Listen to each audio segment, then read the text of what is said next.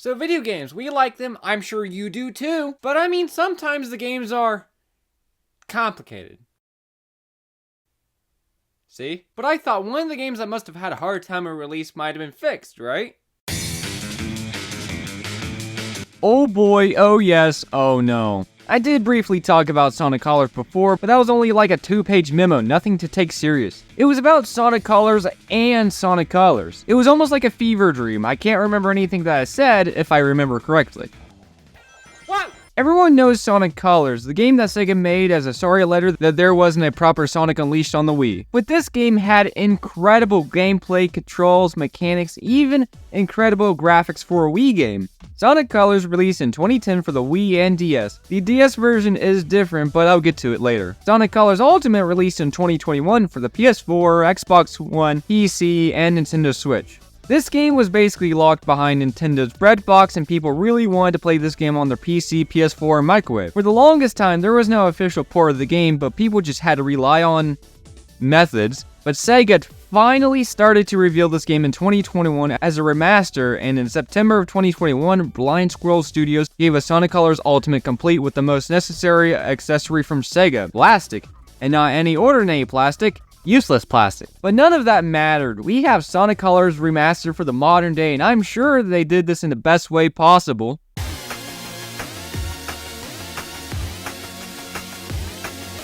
Well, that don't belong in a Sonic game. At release, this game was buggy and broken that at some points it could cause some issues. But what does this game offer that the old one doesn't? Well, since it's just a remaster, the overall game is basically the same, but we have upscale gameplay and better performance at 60 FPS. Not on Switch, because who uses a Switch in 2024? Exactly, everyone. I understand that the Switch isn't as powerful as the VCR game system, but why does a Wii game not have better performance? Look at Super Mario Galaxy. Upscaled and good performance. Mario Kart 8, better performance. Skyward Sword, better performance. Xenoblade Chronicles, oh wait, we don't talk about that one. But that doesn't matter because the game looks better. And there is some new content added, like there is a new battle mode that only appears sometimes. You rival Metal Sonic in certain stages that he appears in. I don't like this. It's not like the terrible game and this should be smashed with a hammer, no. Yeah, it doesn't really feel like it fits, but I'm just not a fan of this. Now the other thing, in the original game, it introduced us to the concept of Wisp, which would give certain power-ups like rocket, lasers, spikes. Some of them are quite useful and the other ones are just Sonic abilities reused. But now they introduce a completely new one exclusive to the remaster that lets you travel through walls and breaks the game. You are right though. But if they wanted to implement a new Wisp, the DS version of the game had exclusive Wisp. And speaking of the DS game, we are playing the definitive Sonic Colors game, so is there anything from the DS game? Whoa, this is the best game I've ever played! So you're telling me that this is the one I'm supposed to be playing instead of any other version of Sonic Colors. The one that is supposed to provide the most definitive experience, and there is nothing from the DS version of the game. Well, Sonic Colors on the DS is just Sonic Colors on the go. Why do we need to add anything from here?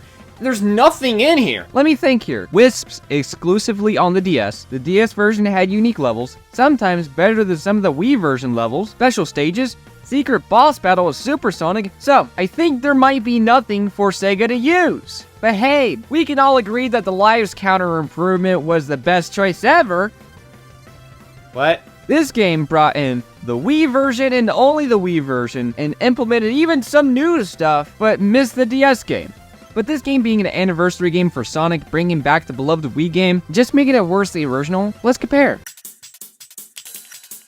Sonic Colors and Sonic Colors Ultimate are generally the same game when going deep down inside it. They've got the same levels and the same gameplay mechanics. At the end of the day, it's just a port, so I wouldn't really see too drastic of a difference if I was comparing a stone and a pebble. Remember, this is just a port of the games, therefore things can happen like this, or this.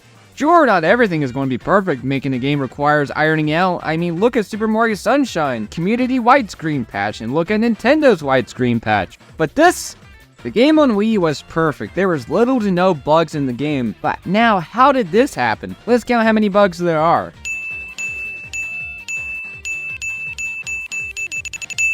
This is only counting for the playthrough this time, not including the last time and not including all the levels, just a few random levels I played for this time. And pretty much I found something in every level. I think I would have better odds playing Russian Roulette than trying not to find a bug in Sonic Colors Ultimate. Some of the bugs I found wasn't in my original playthrough, so I don't know if there was any new bugs that appeared or just appeared after an update. But that's the least of my worries. Now let's talk about the new content added. Rival races, item shop, Tails helping out, and these changes that they made, I'm sure they even went out of their way to change the controls.